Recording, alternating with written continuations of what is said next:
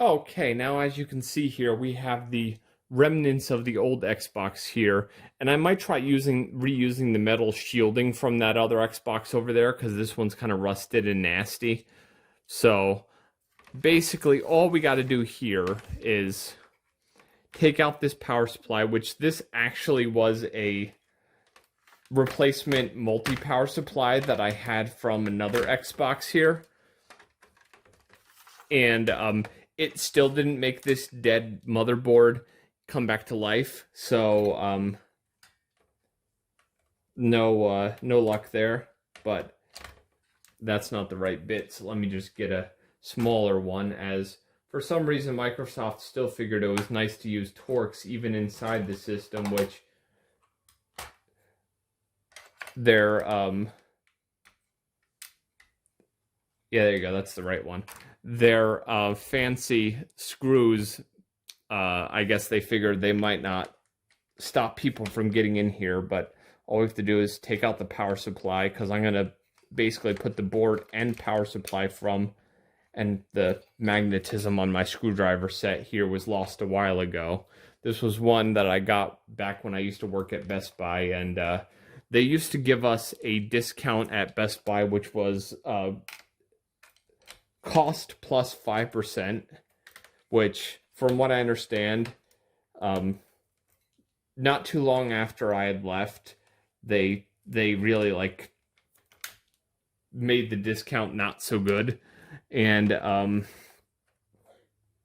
I think it was just like a percentage off, and even on your Best Buy branded items where that cost plus 5% thing came from, you would not get that much off everything.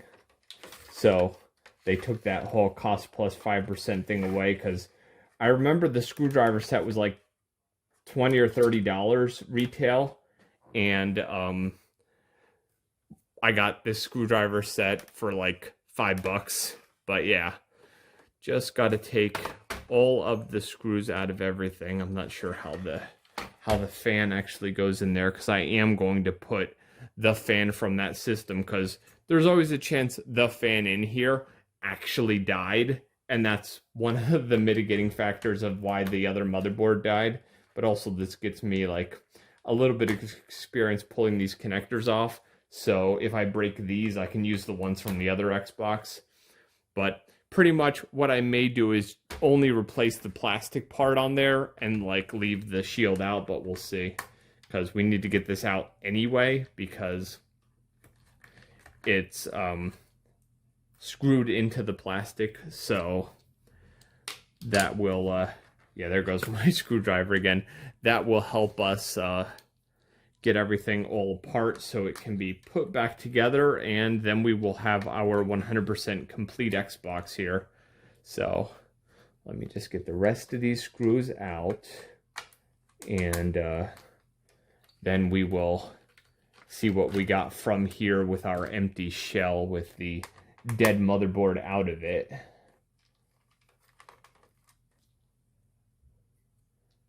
There's not too many screws that hold in an Xbox motherboard, and it's fairly PC-like, if you will, if you ever did anything with computers. Let me see. There's one over there. Looks like there are a couple in the AV port.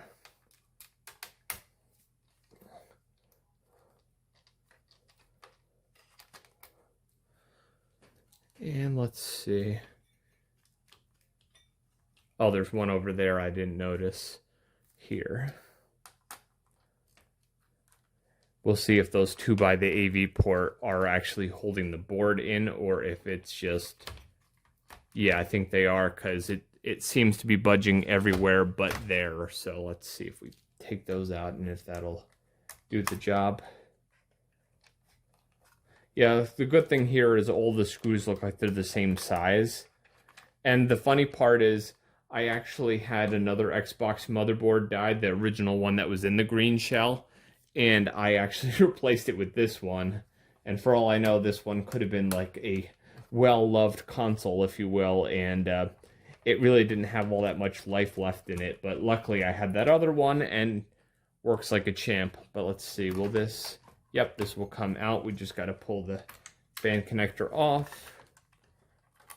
Feng shui all the connectors here, and there's your Xbox motherboard. I just wanted to see if there's any like obvious signs of like burn or anything on this, because this board is essentially dead.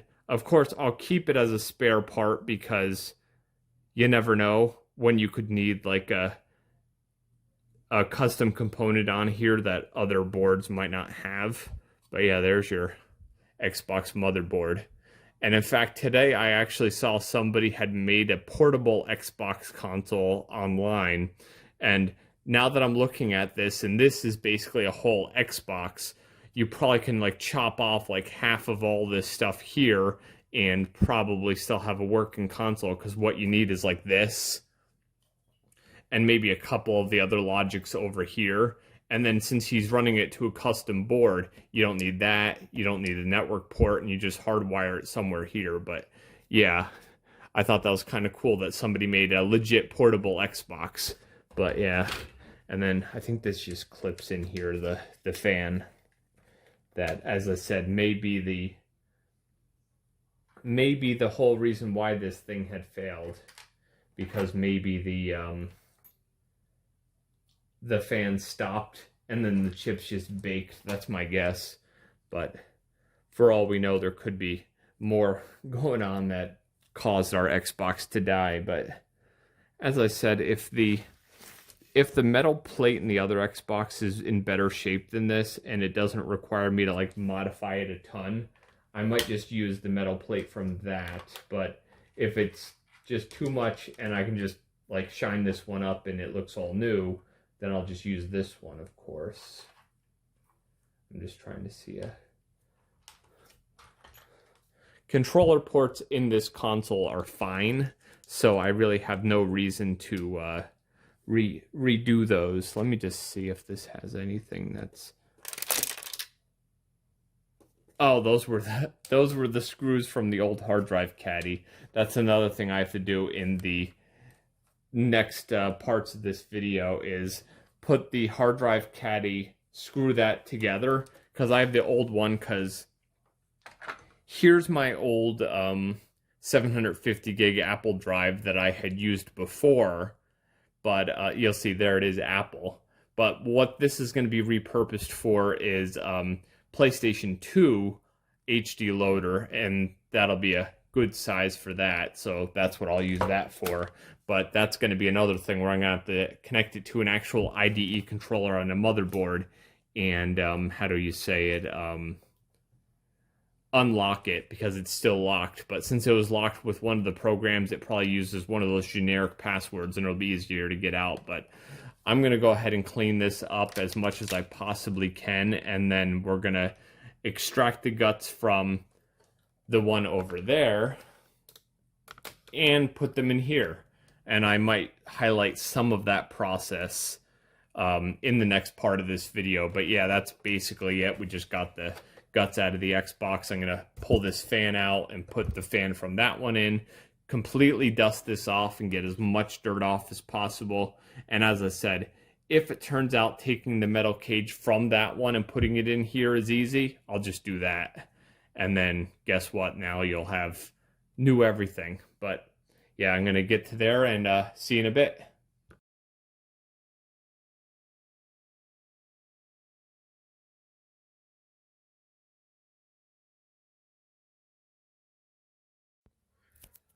Now, as you can see, I got all the internal screws in, so the DVD drive, the hard drive, they're all secure. Now all I really have to do is put in the on the top cover and then put its screws in, and then it's all good, and hardware-wise, it's all set to go. So I'm going to do that, and then we'll be all set. Okay, now as you can see, I have the case fully reassembled. I have the lid on, and everything is all ready to go. So basically, this mod of my Xbox is complete. And I just want to show you really quickly here. The skin that I use for Xbox Media Center here is called Xbox Classic. I forget where I found this, But if I find the link to this, I'll provide a link in the description of this video, because it's a really nice skin. As I said, it does all your media and everything. It does cover flow. For some reason, it has Star Wars characters in it. I don't know why. You'll see there's Anakin Skywalker for some reason, but I think it's kind of cool. And if I go into programs here, I don't have any emulators installed at the moment, but I've gone ahead and gone through all the games, fixed some here and there. Like, for instance, if you remember the last time I showed you the screen of this, there were some that just showed up as CDX. Those, for the most part, should all be gone. Those were the ones that were, well, except for this one, which I still haven't 100% figured out what it was, but the ones that just showed up CDX were just the, like, NCAA Football 2005 / Top Spin. There was Tetris Worlds, Star Wars, The Clone Wars. Let me see, what else was there? Jet Set Radio Future, Sega GT. But what I did with all of those is I separated the games out and made them their own games. And I fixed a few XBEs that were just not properly showing up, or they were like showing up as the wrong thing. Like, for some reason there was even one that said the Guy game, and I don't have that game on here. But there's still a little bit of cleanup I still have to do, because I think GTA San Andreas shows up as GTA San Andreas. That's why it's not with the other two. But you know, it's kind of one of those things. I'll do a bit more cleanup with all of this stuff, and then I'll be done, because as you can see, here's Jet Set Radio Future is now a separate game from Sega GT. But yeah, all the games are here, and they're all running well. And I can easily go to Applications and go to DVD to Xbox and just install any game onto the Xbox, and it's all set to go. But pretty much, after this long and lengthy video here, that's my my journey from going from a 750 gigabyte DVD hard drive to this 2 terabyte, which, as I had mentioned last time, if I go into File Manager here, you'll see there's 914 gigabytes free, so that's plenty of room for more Xbox games. And yeah, it'll be no problem putting more games on here when I do indeed acquire them. But yeah, that's going to be my whole lengthy upgrading the Xbox video. And as I said, a future video I might detail putting that 750 gigabyte drive in the PlayStation 2, and that'll be another mod we will do, because I think the one in that is like 120 or 160 that I had got at some point in like a broken computer, and I just totally reformatted it and put it in the PS2. But 750 gigs would be a heck of a lot better for more PS2 games. But yeah, as I said, that's my Xbox mod video, and I shall see you later. Bye.